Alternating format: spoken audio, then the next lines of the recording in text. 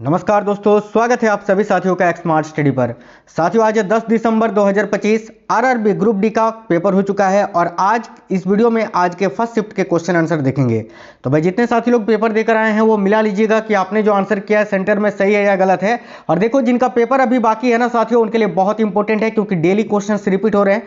और एक चीज बता दें, अभी मैंने आज दोपहर में करीब 12:10 में करेंट अफेयर्स का एक क्लास अपलोड किया है। जिनका पेपर अभी बाकी है उनके लिए, जिनका पेपर 11, 12, इसके अलावा 14, 15, 16, 17, 19 को है, उनके लिए पूरे 150 क्वेश्चन से एक ही वीडियो में, तो उसको जाकर अभी देख ही लेना सभी। ठीक है, चलिए शुरू करते हैं। और आप लोग कमेंट बॉक्स में जरूर बताइए आपका पेपर कब है और किस शिफ्ट में है।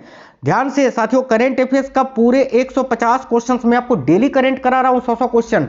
और आज 150 क्वेश्चन करा दिया है ऑलरेडी दोपहर 12 बजे, उसको जाकर देख ही लेना अभी इस वीडियो को देखने के बाद। तो देखिएगा ध्यान से, क्वेश्चन था धातु और अधातु कौन सा बंध बनाते हैं। तो भाई देखो, धातु और अधातु मिलकर जो है ना आयनिक बंध यानी आयनिक बंध बॉन्ड्स बनाते हैं। तो आयनिक बंध इस क्वेश्चन का आपका बिल्कुल 100% करेक्ट आंसर हो जाता। आई होप सभी साथियों ने बिल्कुल करेक्ट किया है। एक क्वेश्चन था भ्रष्टाचार धारणा सूचकांक। यार हमको लगता है कम से कम 6 से 7 बार ये क्वेश्चन रिपीट हो चुका है ना, इससे क्वेश्चन पूछ चुका है। तो भ्रष्टाचार धारणा सूचकांक 2024 में प्रथम स्थान पर कौन सा देश है? याद रखना, डेनमार्क। ठीक है, और देखिए भारत का अगर रैंक पूछे ना तो इसमें भारत जो है ना 96वें स्थान पर है। याद रखिएगा साथियों, डेनमार्क पहले नंबर पर है, दूसरे नंबर पर शायद जो है ना स्विट्जरलैंड है, यहाँ पर देख लेना, या फिनलैंड है शायद। ठीक है, पहला स्थान डेनमार्क का है, ये आपको याद रखना है। अगला एक क्वेश्चन था, दाब का असह मात्रक क्या होता है? दाब का असह मात्रक, तो देखो दाब का असह मात्रक तो पास्कल होता है। इस क्वेश्चन के लिए आपका करेक्ट आंसर साथियों पास्कल हो जाता। आगे देखिए, क्वेश्चन था पौधों में प्रजनन का सही क्रम क्या होता है? तो भाई देखो, पौधों में प्रजनन का सही क्रम क्या होता है मैं आपको यहां बता देता हूं। पौधे जो है ना कैसे प्रजनन करते हैं, तो पौधों में प्रजनन का सही क्रम होता है, सबसे पहले होता है युग्मक का निर्माण, युग्मक निर्माण होता है, उसके बाद परागन होता है। ठीक है, परागन के बाद फिर निषेचन होता है, निषेचन के बाद फिर युग्मनज यानी जाइगोट का विकास होता है, उसके बाद भ्रूण बनता है, भ्रूण का निर्माण होता है, उसके बाद जो है ना बीज और फल बनता है, और फिर अंत में जो है ना अंकुरन होता है। तो ये जो है ना साथियों पौधों में प्रजनन का सही क्रम है। जिसने इसको किया है बिल्कुल करेक्ट करके आए हैं। आगे देखिए, क्वेश्चन था सूखे पत्ते और फल तब गिर जाते हैं जब हम किसी पेड़ को हिलाते हैं। देखते हो ना, जब किसी पेड़ को हम हिलाते हैं तो सूखा पत्ता हुआ या फल, पका हुआ फल, वो नीचे गिर जाता है। ये किसका उदाहरण है? तो साथियों ये जड़त्व का उदाहरण है, जिसको हम न्यूटन के पहला नियम भी बोलते हैं, या इसको गैलीलियो का नियम भी कहते हैं, याद रखना। ठीक है, आगे देखिए, क्वेश्चन था फेरस सल्फेट के विलयन से लोहे को निम्नलिखित में से कौन सी धातु विस्थापित करेगी? 4 ऑप्शन दिए हुए थे, सोना था, इसके अलावा लेड था, जिंक था। तो देखिए साथियों, लोहा को कौन विस्थापित करेगा? जो लोहा से अधिक क्रियाशील होगा। और ऑप्शन एक आपका जिंक भी दिया हुआ था, और जिंक आपको पता है कि ये लोहे से ज़्यादा जो है ना क्रियाशील होती है, ये लोहे से ऊपर है, रिएक्टिविटी सीरीज आपने देखी होगी। तो जिंक इस क्वेश्चन का आपका बिल्कुल करेक्ट आंसर हो जाता। एक क्वेश्चन था अवतल दर्पण द्वारा बनने वाला प्रतिबिंब कैसा हो सकता है? अब देखिए, अवतल दर्पण जो प्रतिबिंब बनाता है ना, वो साथियों वस्तु की स्थिति के अनुसार होता है। अवतल दर्पण जो प्रतिबिंब बनाता है वो वास्तविक भी होता है, आभासी भी होता है। ठीक है, इसके अलावा उल्टा भी होता है और सीधा भी होता है। यहाँ पर अगर आपसे उत्तल दर्पण पूछता ना, तो उत्तल दर्पण जो है ना साथियों केवल एक ही प्रकार का प्रतिबिंब बना सकता है, और वो कैसा? तो याद रखिएगा साथियों, आभासी प्रतिबिंब। और आभासी प्रतिबिंब आपको पता है हमेशा सीधी होती है, तो आभासी, सीधी और हमेशा वस्तु से छोटा प्रतिबिंब बनाता है उत्तल दर्पण। लेकिन पूछा था अवतल दर्पण, जो कि सभी प्रकार का जो है ना साथियों यहाँ पर वास्तविक, आभासी, उल्टा, सीधा सभी प्रकार का प्रतिबिंब बना सकता है। क्वेश्चन था दांतों का सड़न कब शुरू होता है? जब मुंह का पीएच मान कितने से कम हो जाता है? क्वेश्चन ऐसा था कि दांतों का सड़न कब शुरू हो जाता है? जब पीएच मान कितना होता है? तो 5.5 से कम। 5.5 से जब पीएच मान कम होता है ना, तो दांतों का क्षय प्रारंभ हो जाता है साथियों, याद रखना।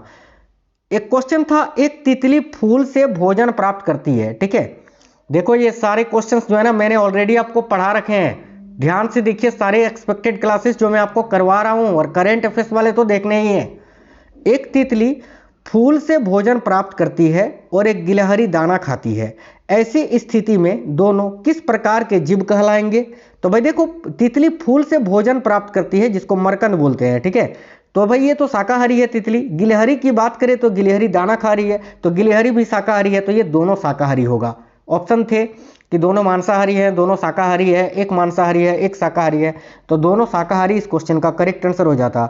एक क्वेश्चन था बैटरी सेल का सही विद्युत प्रतीक क्या होता है। आई थिंक आपको प्रतीक फोटो दिया होगा, इमेज वहां पर चुनना था। तो बैटरी का प्रतीक आप सभी साथियों को पता है इस प्रकार से होता है, एक आपका माइनस होता है, एक आपका पॉजिटिव होता है। तो ये वाला जो जहां पर आपको दिखा था वही आपका करेक्ट आंसर होता। एक क्वेश्चन था वैसेक्टोमी साथियों, है ना, इसको थोड़ा करेक्शन कर लीजिएगा। वैसेक्टोमी जो कि पुरुषों का नसबंदी होता है ना, उसको वैसेक्टोमी कहा जाता है। बेसिकली मैंने कितनी बार पढ़ा है।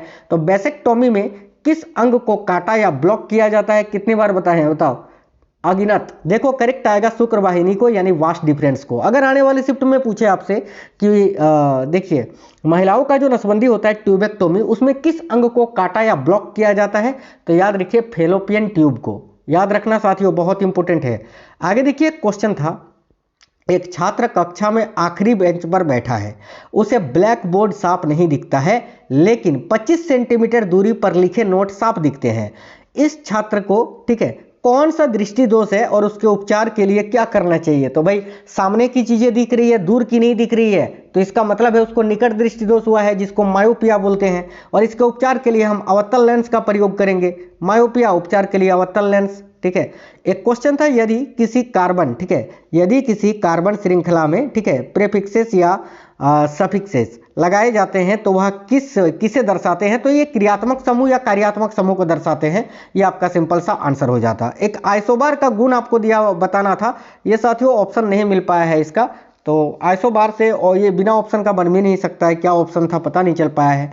देखिए क्वेश्चन था लाल रक्त कोशिकाएं जो होती है ना, आरबीसी, इसका आकार कैसा होता है? तो भाई देखिए लाल रक्त कोशिकाएं जो होती है ना, इनका आकार साथियों उभय अवतल डिस्क की तरह होता है, यानी बाइकॉनकेव डिस्क की तरह। याद रखना, उभय अवतल डिस्क, ठीक है, बाइकॉनकेव डिस्क की तरह होता है। इससे पहले जो करेंट और साइंस का 100 क्वेश्चन का जो मिक्स क्लास करवाए थे ना, उसमें मैंने ये क्वेश्चन आपको बताया था। आगे देखो एक क्वेश्चन है, हाइड्रा में मुकुलन द्वारा होने वाला प्रजनन किस प्रकार का होता है?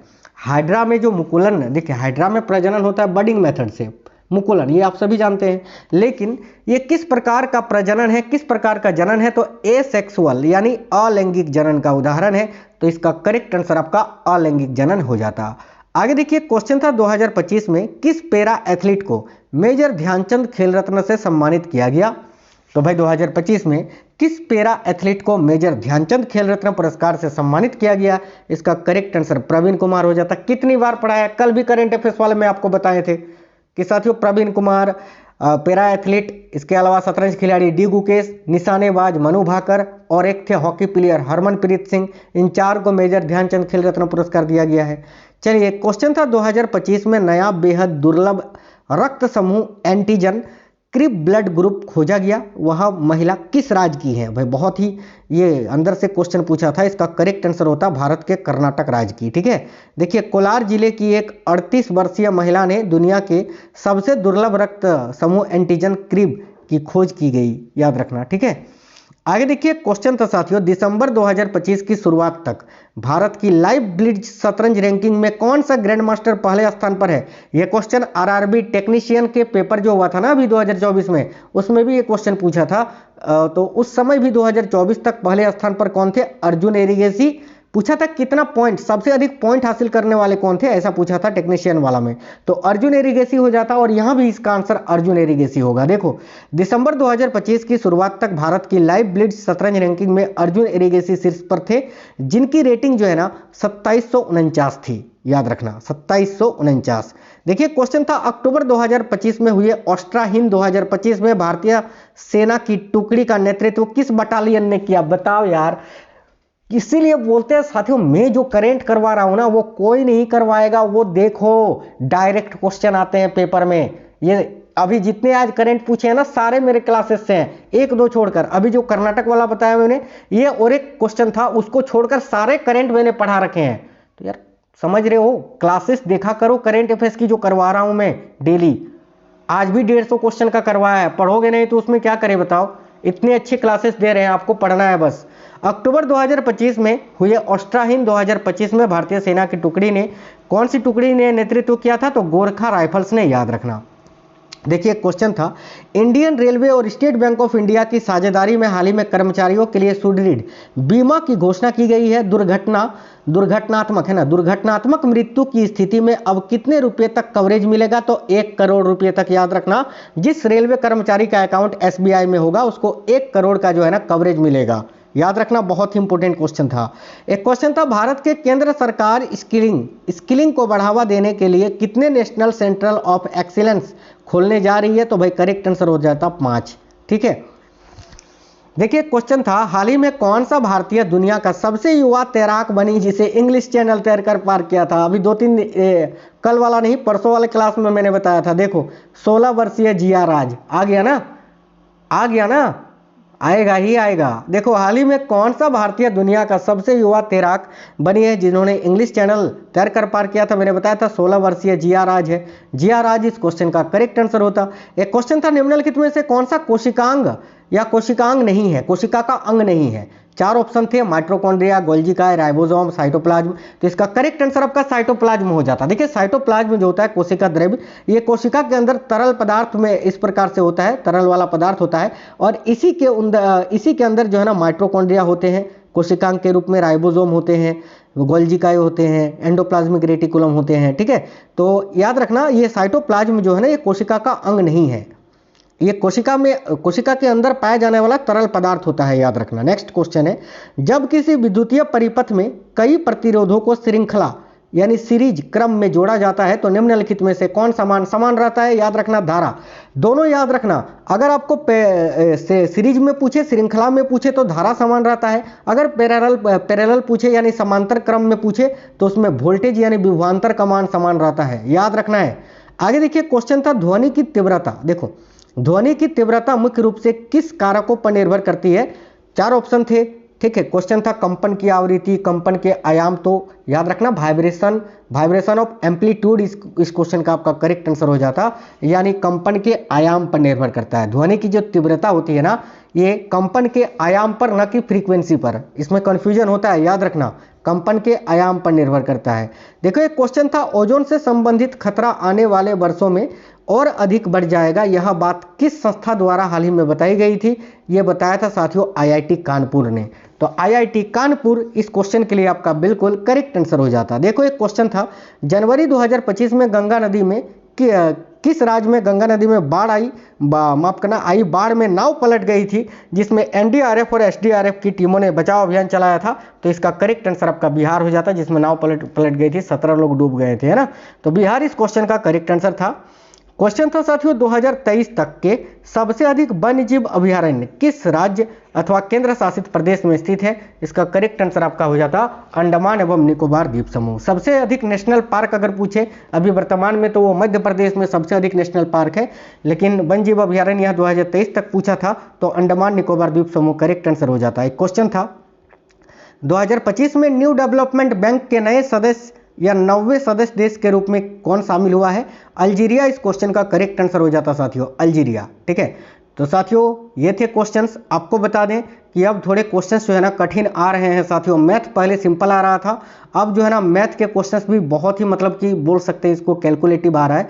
करीब जो है ना 16-17 क्वेश्चन ठीक है, बाकी के जो क्वेश्चन है वो कैलकुलेटिव थे। अब मैंने आपको पहले बताया था कि 20 क्वेश्चन पहले तो इजी आ रहे थे, ठीक है, या 22 क्वेश्चन तक इजी आ रहे थे, 2-3 क्वेश्चन ही कैलकुलेटिव थे, लेकिन अभी जो है ना 16 क्वेश्चन करीब बनने लायक आ रहे हैं, बाकी के क्वेश्चन जो है ना कैलकुलेटिव हो रहे हैं।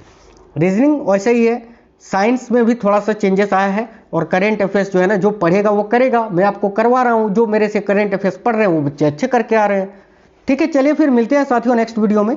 वीडियो को लाइक शेयर जरूर करना, कमेंट बॉक्स में बताना आपको क्लास कैसा लगा है, और जो मैं क्लासेस आपको करवा रहा हूँ वो अगर नहीं देख रहे हैं तो ये आपकी गलती है। मिलते हैं नेक्स्ट वीडियो में। जय हिंद, वंदे मातरम साथियों।